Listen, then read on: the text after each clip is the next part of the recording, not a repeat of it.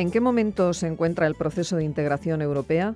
Países que se han llegado a plantear tener que dejar el euro, falta de respuesta unificada a problemas de política exterior y desconfianza o limitaciones a ciertas políticas europeas.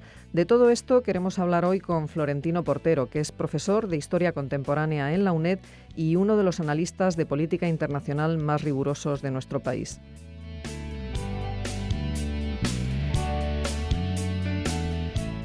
Florentino, muy buenos días y bienvenido a Sin Distancias. Muy buenos días y encantado de estar con vosotros. Bueno, si hablamos del proceso de integración europea, ese que se consagró en Maastricht y que es la base de la actual Unión Europea, ¿podemos decir que está en crisis actualmente? Podemos desde luego decir que no está ni mucho menos en sus mejores momentos, y la palabra crisis, a pesar de que la usamos todos los días, me parece correcto para describirlo. No estamos cayendo en un europesimismo ni nada por el estilo, sencillamente reconocer que el trabajo realizado desde Maastricht hasta Lisboa, esos grandes pasos jurídico-políticos, en estos momentos están siendo cuestionados en el terreno de la aplicación política. Finalmente, la Unión Europea es una reunión de ciudadanos que proceden de naciones, de países, y en cada uno de ellos se está dando un debate en estos momentos, debate a veces tenso, sobre si esos grandes logros en el proceso de integración son o no adecuados desde la perspectiva nacional. Y estamos viendo cómo en el terreno de la Unión Monetaria y Económica, o en lo que tiene que ver con el libre tránsito de las personas, o muy especialmente la dimensión de política exterior y de defensa, todo esto hoy es objeto de debate. Y por lo tanto no está ni mucho menos claro que lo que se propuso en ese gran proceso jurídico-político finalmente se vaya a aplicar. Tenemos que ver y sobre todo tenemos que participar en este gran debate europeo sobre quiénes somos y a dónde vamos. Pues si te parece, vamos a ir repasando cada una de estas tres patas, ¿no?, sobre las que se basó Maastricht.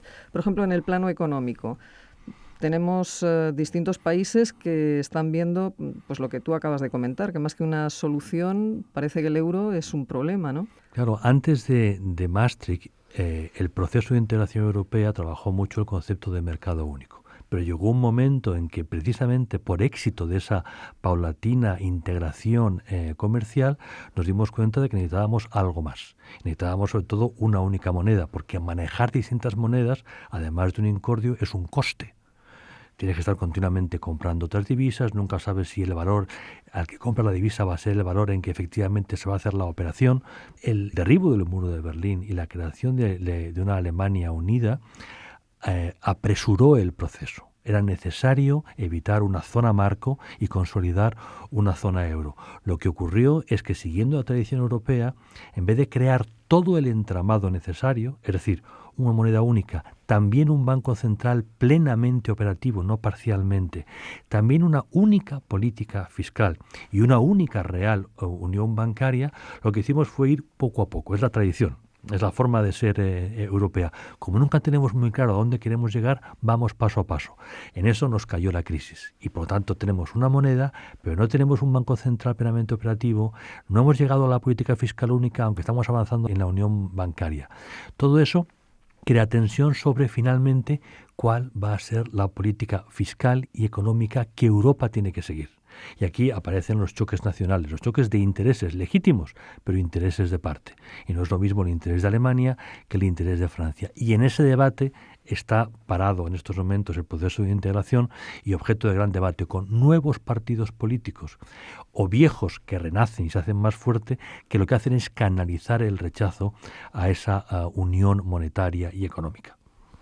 Bueno, tenemos países que rechazan, pero también tenemos países que quieren entrar o que acaban de entrar. Por ejemplo, ahora en enero, ¿no?, acaba de incorporarse un nuevo país. Y tenemos conflictos como, por ejemplo, el de Ucrania, ¿no?, que quieren estar con Europa y, sin embargo, otra parte quiere estar con Rusia, ¿no? Desde luego, una Europa en crisis es mejor que estar fuera de la Unión Europea. Eso mucha gente lo tiene muy claro, sobre todo aquellos que tienen vecinos complicados, que es el caso de Ucrania. Siendo el proceso de integración europea un éxito en términos históricos, también es cierto que en la actualidad es objeto de serio debate algunas medidas concretas. No se está discutiendo si debe haber o no Unión Europea. Lo que se está discutiendo es si queremos una moneda única y si la queremos, ¿qué política monetaria va a respaldar la moneda única? ¿Qué política fiscal va a respaldar la moneda única? Esos son los temas finales, que son temas básicos y sobre todo que esconden un hecho absolutamente relevante y revolucionario. No es posible una moneda única de verdad con soberanías nacionales. Hemos llegado a un momento en el proceso de integración en el que ya es muy complicado defender la soberanía nacional. Pero eso es fácil decirlo. Para un académico es muy fácil de explicar esa clase.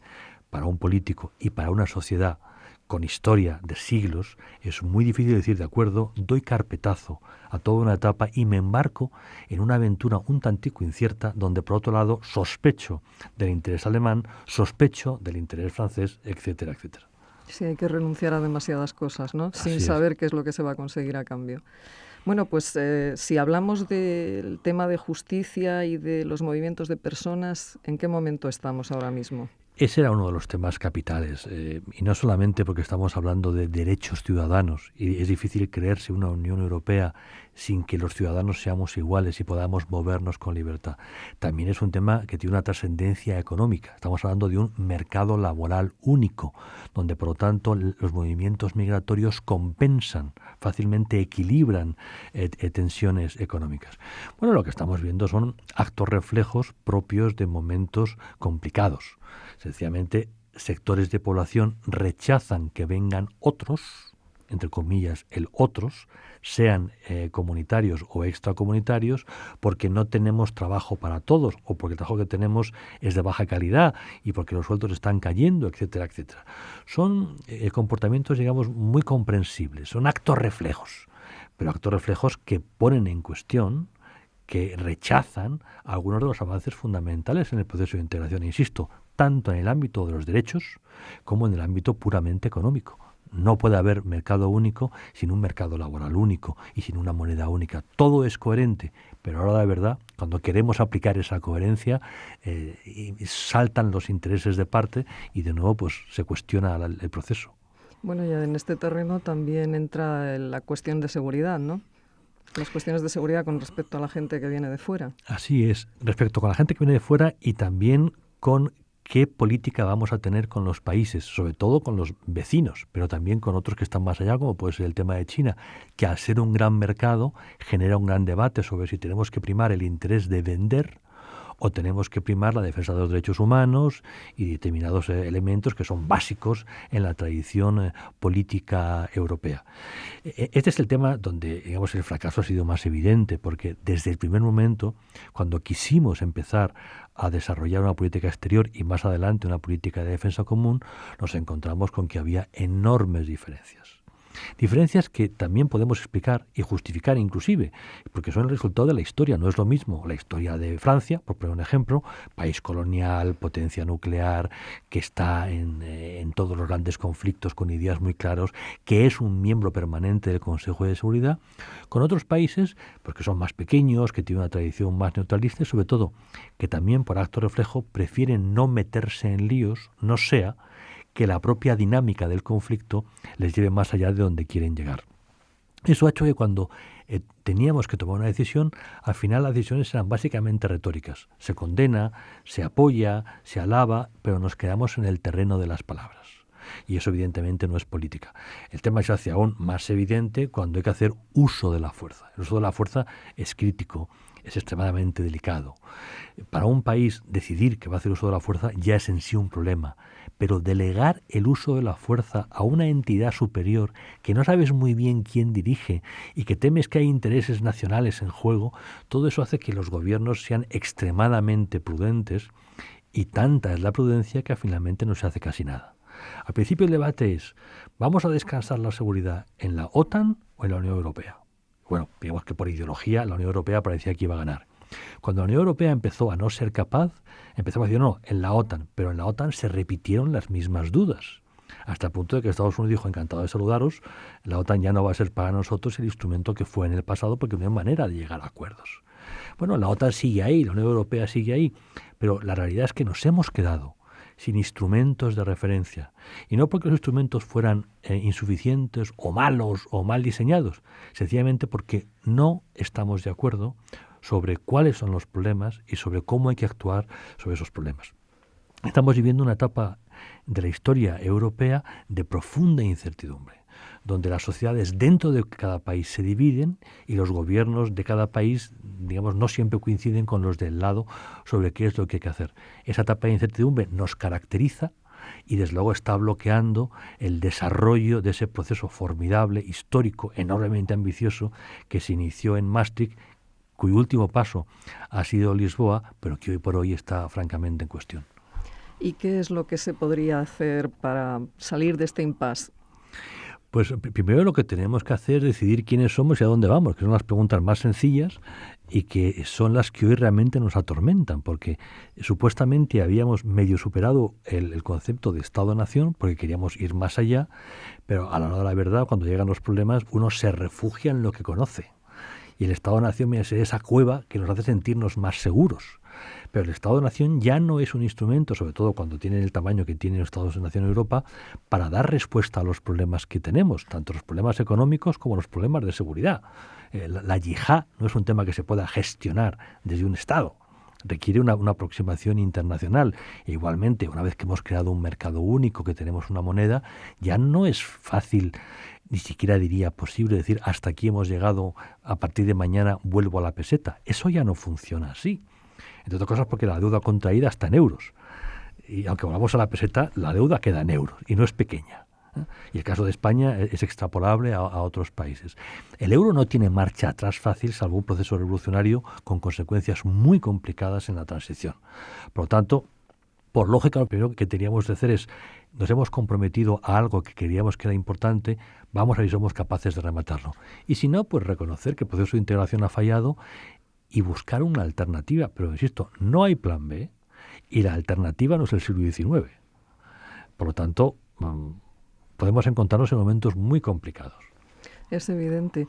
El sentimiento de pertenencia a Europa, que en un primer momento fue bastante fuerte en España, parece que ahora no pasa por sus mejores momentos. De hecho, hemos visto estos días en la prensa una campaña de un poco de concienciación, ¿no? de crear imagen positiva. El europeísmo español, que era con diferencia el más intenso de Europa, básicamente era patológico. Me explico.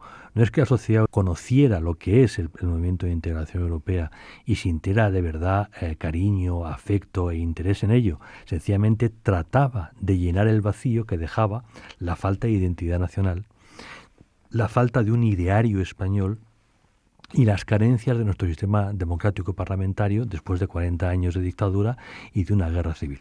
Es evidente que nuestro Parlamento, nuestras Cortes no son ejemplares y que las divisiones, incluso la falta de nivel de la clase política es muy llamativa y genera preocupación. En ese contexto, en esa inseguridad sobre cuál debe ser nuestra política exterior, habíamos decidido externalizar estos temas en Bruselas. Y por lo tanto éramos más europeístas básicamente porque estábamos huyendo, estábamos soltando la carga de responsabilidad sobre Bruselas. Cuando de pronto descubrimos que Bruselas no es lo que era, no solamente porque no nos envía dinero como antes, sino porque ni siquiera ella es capaz de fijar una clara posición, entonces nos da vértigo.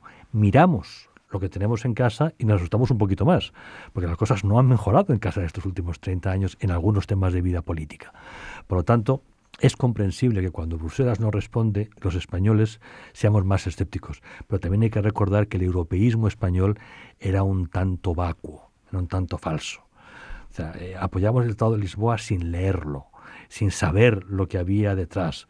El famoso debate sobre el Tratado de la Constitución, que fue intensísimo en Europa, aquí se resolvió diciendo sí a todo y sin estudiar el tema. Ni siquiera nuestra clase política, nuestros parlamentarios se conocían de verdad el tratado y podían discutir el articulado con cierto conocimiento. Bueno, esperemos que en estos momentos de crisis en el proceso de integración europea nuestros políticos estén a la altura y sean capaces de tomar las decisiones más acertadas para nuestro país y para Europa. Florentino Portero, profesor de Historia Contemporánea en la UNED, muchísimas gracias por habernos acompañado hoy en Sin Distancias. Ha sido un placer. Muy buenos días.